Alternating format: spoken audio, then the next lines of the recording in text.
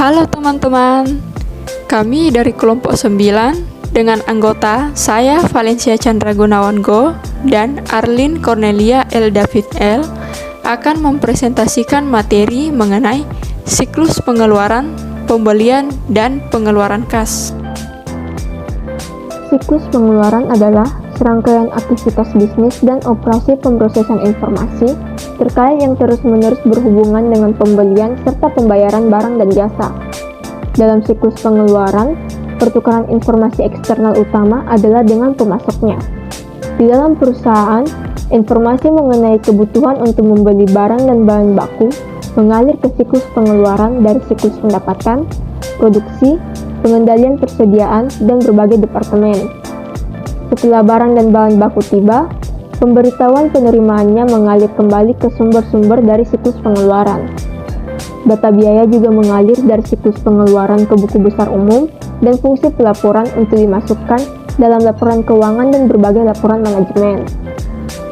Tujuan utama dalam siklus pengeluaran ini adalah untuk meminimalkan total biaya perolehan dan pemeliharaan persediaan, perlengkapan, dan berbagai layanan yang diperlukan perusahaan untuk berfungsi.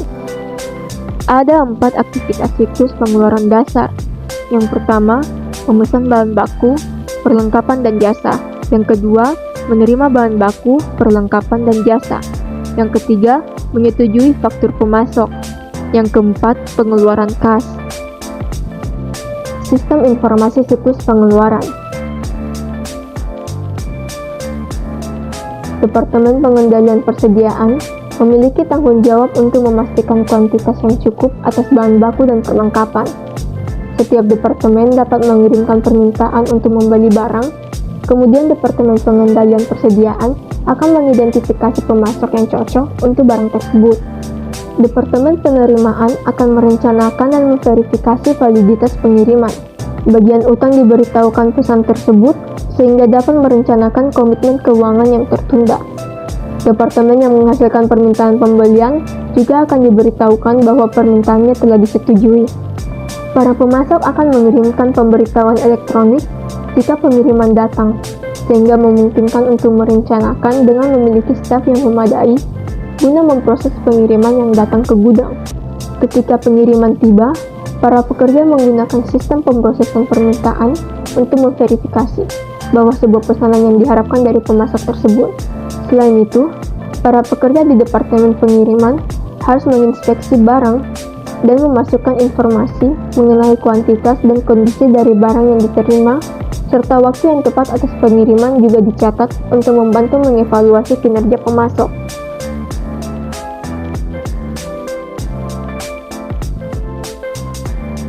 Bagi para pengusaha yang tidak mengirimkan faktur, sistem secara otomatis menjadwalkan sebuah pembayaran berdasarkan syarat yang disetujui ketika pesanan ditempatkan.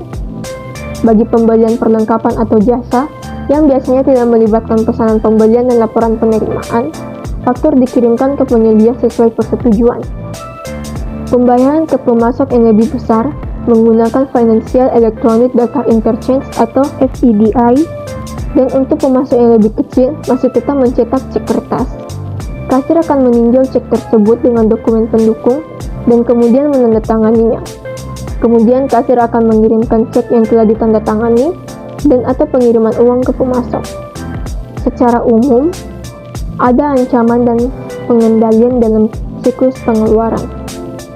Ancaman yang pertama yaitu data induk yang tidak akurat atau tidak valid. Dapat dikendalikan dengan cara yang pertama, pengendalian integritas pemrosesan data. Yang kedua, pembatasan akses terhadap data induk.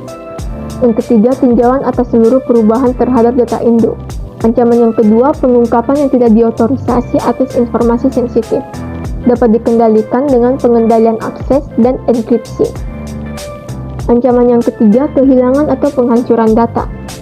Dapat dikendalikan dengan backup dan prosedur pemulihan bencana. Ancaman yang keempat adalah kinerja yang buruk, dapat dikendalikan dengan membuat laporan manajerial. Memesan bahan baku, perlengkapan, dan jasa. Dalam aktivitas ini terbagi lagi menjadi 2. Yang pertama, mengidentifikasi apa, kapan, dan berapa banyak untuk pembelian, dan yang kedua yaitu memilih pemasok. Yang pertama, mengidentifikasi apa, kapan, dan berapa banyak untuk pembelian.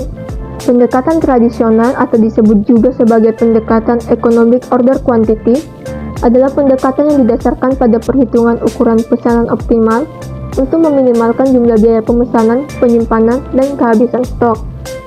Pre-order point atau titik pemesanan ulang menentukan tingkat yang mana saldo persediaan dari suatu barang harus berada sebelum pesanan untuk mengisi stok dimulai, yang didasarkan pada waktu pengiriman dan tingkat yang diinginkan dari stok pengaman untuk menangani fluktuasi yang tidak diharapkan dalam permintaan. Ada dua cara untuk meminimalkan atau bahkan mengeliminasi sejumlah persediaan di tangan. Yang pertama, perencanaan kebutuhan material, yaitu pendekatan manajemen persediaan yang berupaya mengurangi tingkat persediaan yang dibutuhkan dengan meningkatkan akurasi teknik perkiraan untuk menjadwalkan pembelian dengan lebih baik guna memenuhi kebutuhan produksi. Yang kedua, sistem persediaan just in time atau JIT adalah sistem yang meminimalkan atau mengeliminasi persediaan secara virtual dengan membeli dan memproduksi barang hanya sebagai respon terhadap penjualan aktual, bukannya yang diperkirakan. Adapun ancaman yang dihadapi, yang pertama, kekurangan dan kelebihan persediaan dapat dikendalikan dengan cara yang pertama, sistem persediaan perpetual, yang kedua, kode bar atau label RFID, yang ketiga, perhitungan persediaan fisik secara periodik. Ancaman yang kedua, membeli barang yang tidak dibutuhkan, dapat dikendalikan dengan yang pertama, sistem persediaan perpetual, yang kedua, tinjauan dan persetujuan permintaan pembelian, dan yang ketiga, fungsi pembelian tersentralisasi. Kegiatan kedua yaitu memilih pemasok. Faktor yang harus dipertimbangkan ketika memilih pemasok, yang pertama, harga, yang kedua, kualitas bahan baku, yang ketiga, keandalan dalam pengiriman. Pesanan pembelian adalah dokumen atau formulir elektronik yang secara formal meminta pemasok untuk menjual dan mengirimkan produk tertentu pada harga yang ditentukan, dan juga merupakan sebuah janji untuk membayar dan menjadi sebuah kontrak setelah pemasok menerimanya. Banyak perusahaan memelihara persetujuan pembelian khusus dengan pemasok penting. Pesanan pembelian selimut atau pesanan menyeluruh adalah sebuah komitmen untuk membeli barang-barang tertentu pada harga yang telah ditentukan dari pemasok tertentu untuk jangka waktu yang telah ditetapkan. Pemicu biaya besar dalam fungsi pembelian adalah jumlah pesanan pembelian yang diproses. Ada beberapa cara untuk mengurangi biaya pembelian persediaan.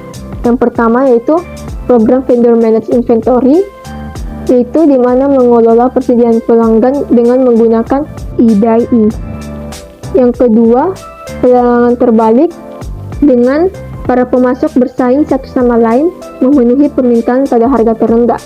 Yang ketiga, audit fee award, biasanya digunakan untuk pembelian yang besar yang melibatkan tawaran formal oleh pemasok. Adapun ancaman-ancaman yang akan dihadapi, yang pertama, membeli pada harga yang melambung. Dapat dikendalikan dengan cara yang pertama, daftar harga, yang kedua, penawaran yang kompetitif, yang ketiga, tinjauan pesanan pembelian, dan yang keempat, anggaran. Ancaman yang kedua, membeli barang berkualitas inferior. Dapat dikendalikan dengan membeli hanya dari pemasok yang telah disetujui, tinjauan dan persetujuan pembelian dari pemasok baru, menahan manajer pembelian yang bertanggung jawab untuk biaya pengerjaan ulang dan scrap, pelacakan dan pemantauan kualitas produk dengan pemasok. Ancaman yang ketiga, yaitu pemasok yang tidak dapat diandalkan. Dapat dikendalikan dengan yang pertama, meminta pemasok untuk memiliki sertifikasi kualitas, dan yang kedua, mengumpulkan dan mengawasi data kinerja pengiriman pemasok. Ancaman yang keempat, membeli dari pemasok yang tidak diotorisasi. Dapat dikendalikan dengan 3 cara. Yang pertama, mengurus sebuah daftar pemasok yang disetujui dan mengkonfigurasi sistem yang mengizinkan pesanan pembelian hanya ke pemasok yang disetujui. Yang kedua, tinjauan dan persetujuan atas pembelian dari pemasok baru. Yang ketiga, pengendalian edit secara spesifik, yaitu akses, tinjauan pesanan, enkripsi, dan kebijakan. Ancaman yang kelima, yaitu penyuapan. Dapat dikendalikan dengan yang pertama, melarang penerimaan hadiah dari pemasok. Yang kedua, rotasi pekerjaan dan liburan wajib. Yang ketiga, mensyaratkan agen pembelian untuk mengungkap kepentingan keuangan dan pribadi dalam pemasok, dan yang keempat adalah audit pemasok. Yang kedua yaitu penerimaan. Aktivitas bisnis besar kedua dalam siklus pengeluaran adalah penerimaan dan penyimpanan atas barang yang dipesan. Departemen penerimaan bertanggung jawab untuk menerima pengiriman dari para pemasok. Ia biasanya melapor ke manajer gudang, yang kemudian melapor ke wakil direktur manufaktur. Departemen penyimpanan persediaan yang juga melapor ke manajer gudang bertanggung jawab untuk penyimpanan barang. Informasi mengenai tanda terima barang dagangan yang dipesan harus dikomunikasikan ke fungsi pengendalian persediaan untuk memperbarui catatan persediaan. Prosesnya, ketika pengiriman tiba, seorang petugas penerimaan membandingkan nomor pesanan pembelian yang direferensikan pada slip pengepakan pemasok dengan pesanan pembelian terbuka untuk memverifikasi bahwa barang dipesan. Petugas penerimaan kemudian menghitung kuantitas atas barang yang dikirimkan. Sebelum melakukan rute persediaan ke gudang atau pabrik, petugas penerimaan juga harus memeriksa setiap pengiriman sebagai tanda-tanda atas kerusakan yang jelas. Lalu dibuatlah laporan penerimaan untuk mendokumentasikan detail-detail mengenai setiap pengiriman, termasuk tanggal diterima, pengirim, pemasok, dan nomor pesanan pembelian. Untuk setiap barang yang diterima, ia menunjukkan nomor barang, deskripsi, unit ukuran, dan kuantitas atau jumlah. Laporan penerimaan juga berisi ruang untuk mengidentifikasi orang yang menerima dan menginspeksi barang, serta untuk penjelasan mengenai kualitas barang yang diterima. Ada 3 pengecualian yang mungkin terhadap proses ini, yaitu menerima jumlah barang yang berbeda dari jumlah barang yang dipesan, menerima barang rusak, menerima barang berkualitas kurang bagus yang gagal inspeksi. Jika salah satu dari 3 hal tersebut terjadi, Departemen Pembelian harus mengatasi hal ini dengan pemasok. Pemasok memberi izin kepada pembeli untuk mengoreksi faktur yang tidak sesuai. Jika barangnya rusak atau berkualitas buruk, memo debit atau pencatatan penyesuaian yang diminta akan dikirim oleh pembeli kepada pemasok. Lalu pemasok menerbitkan memo kredit untuk mengakuinya, lalu melapor pada Departemen Utang untuk menyesuaikan saldo rekening. Barang lalu dikembalikan beserta memo debit kepada Departemen Pengembalian untuk retur. Adapun ancaman dan pengendalian dalam tahap penerimaan ini, yaitu menerima pengiriman barang yang tidak dipesan. Solusinya, menginstruksikan Departemen Penerimaan untuk hanya menerima pengiriman yang ada dalam pesanan pembelian yang disetujui. Yang kedua, kesalahan dalam menghitung barang yang diterima. Mendesain sistem pemrosesan permintaan sehingga ketika meninjau pesanan terbuka, pekerja penerimaan tidak melihat kuantitas yang dipesan. Yang ketiga yaitu pencurian persediaan. Solusinya, lokasi penyimpanan persediaan yang aman dengan akses yang terbatas.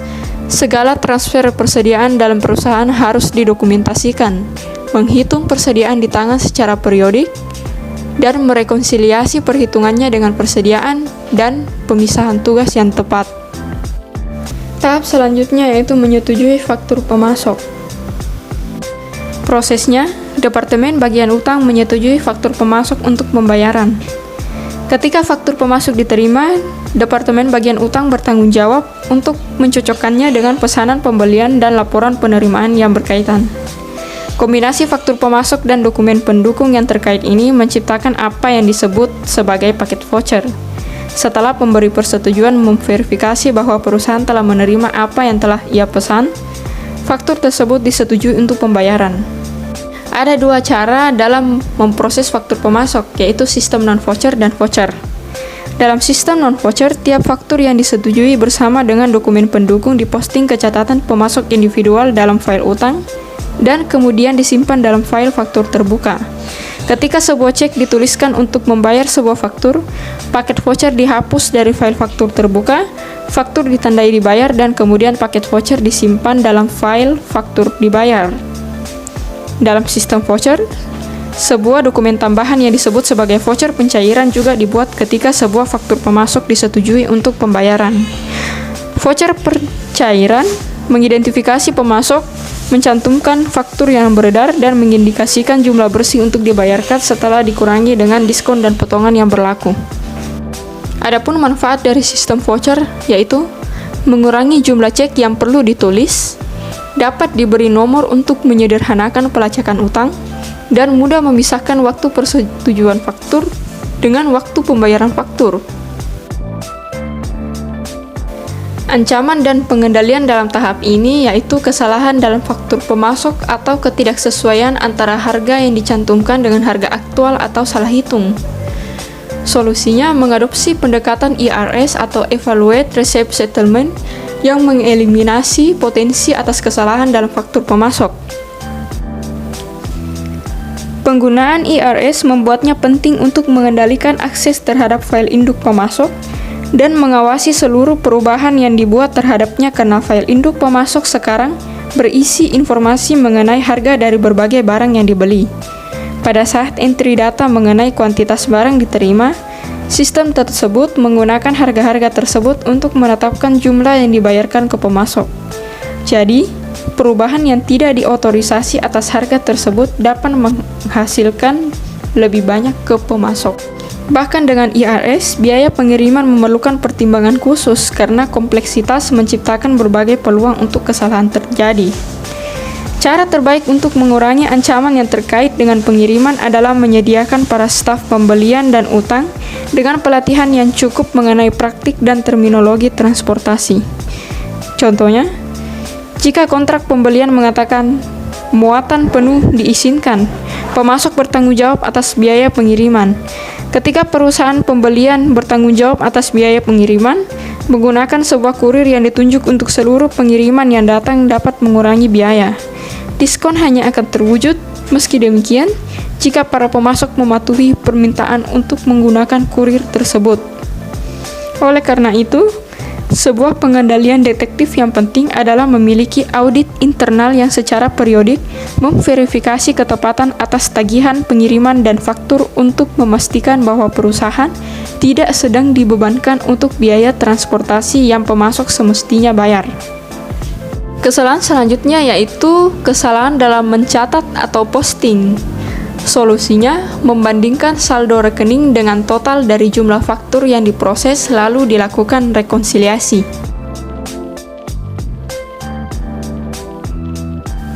Tahap yang terakhir yaitu pengeluaran kas. Prosesnya, kasir, orang yang melapor ke bendahara, bertanggung jawab untuk membayar pemasok.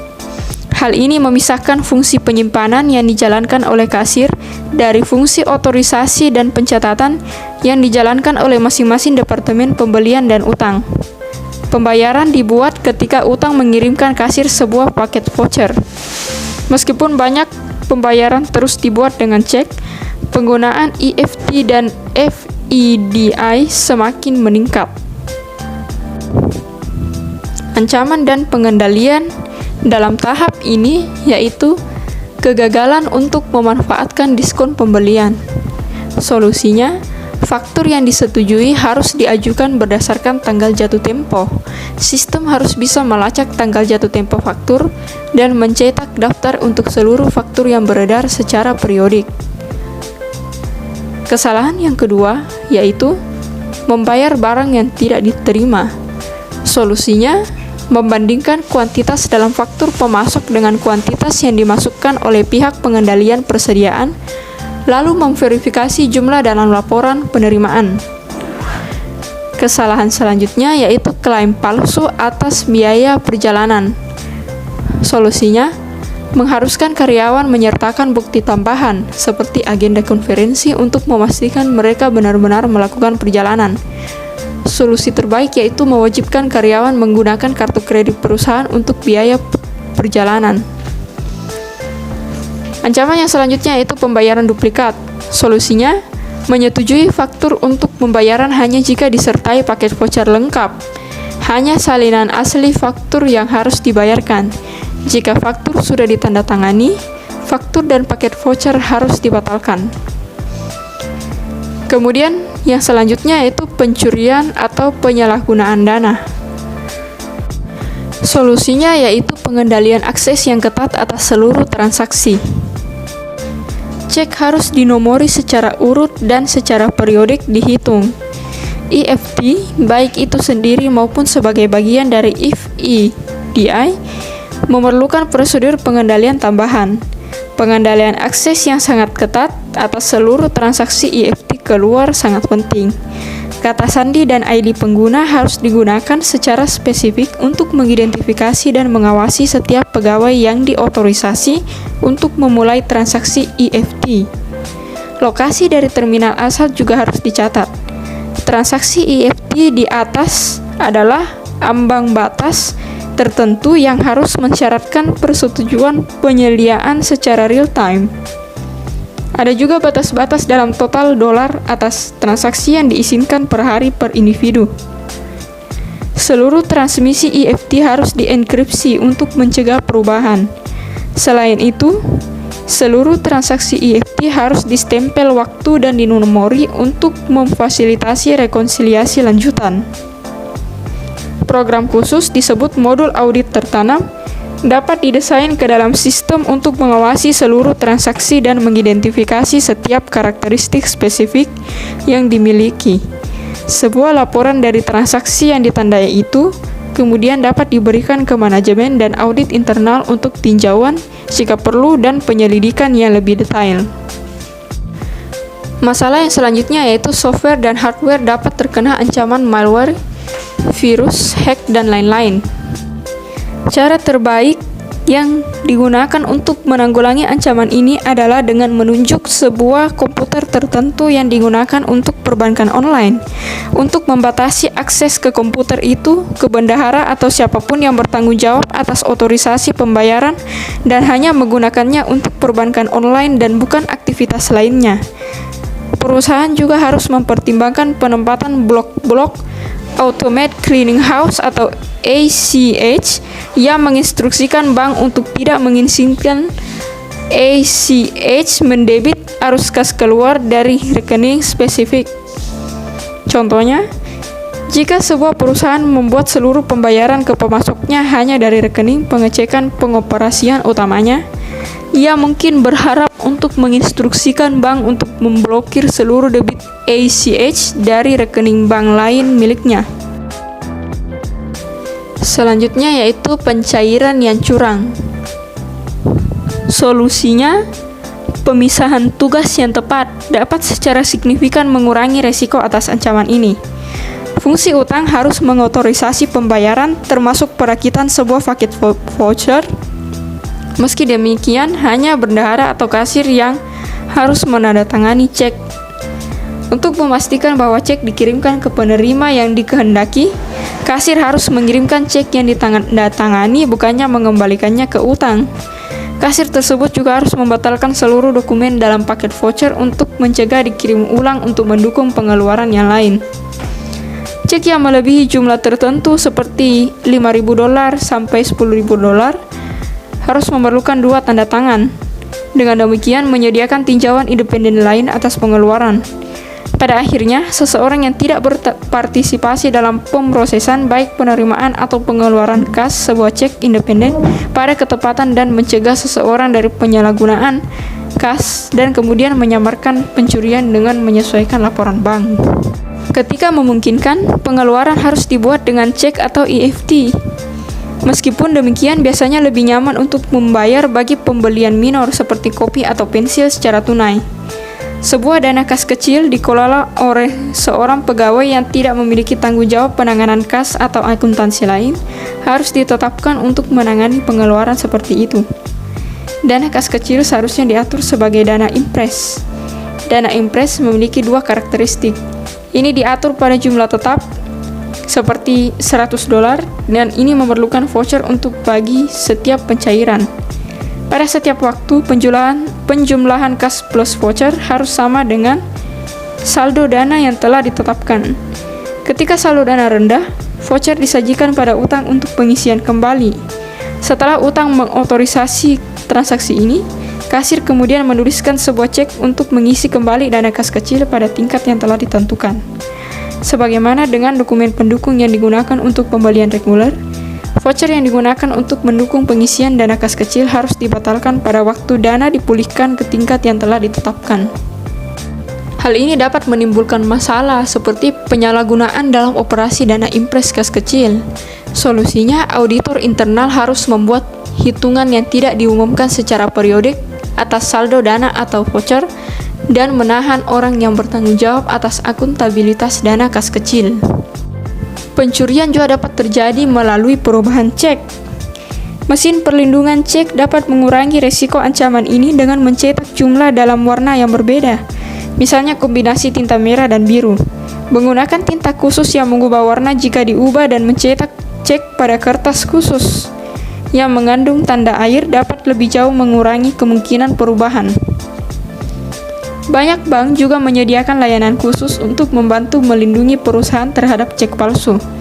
Satu layanan seperti itu disebut pembayaran positif, melibatkan pengiriman sebuah daftar harian atas seluruh cek sah kepada bank, yang kemudian akan menghapus hanya cek yang muncul dalam daftar tersebut. Pada akhirnya, rekonsiliasi bank adalah sebuah pengendalian detektif yang penting untuk mengidentifikasi penipuan cek. Jika dilakukan dengan tepat waktu, rekonsiliasi tersebut mempermudah pemulihan dari bank. Tentunya banyak bank akan menutupi kerugian cek kosong hanya jika sebuah perusahaan memberitahu mereka dengan segera setiap cek yang ditemukannya. Yang terakhir, penting untuk merencanakan dan mengawasi pengeluaran untuk menghindari masalah arus kas. Sebuah anggaran arus kas adalah cara terbaik untuk menanggulangi ancaman ini. Demikianlah materi mengenai siklus pengeluaran, pembelian, dan pengeluaran kas. Lebih dan kurangnya mohon dimaafkan. Semoga bermanfaat. Sekian dan terima kasih.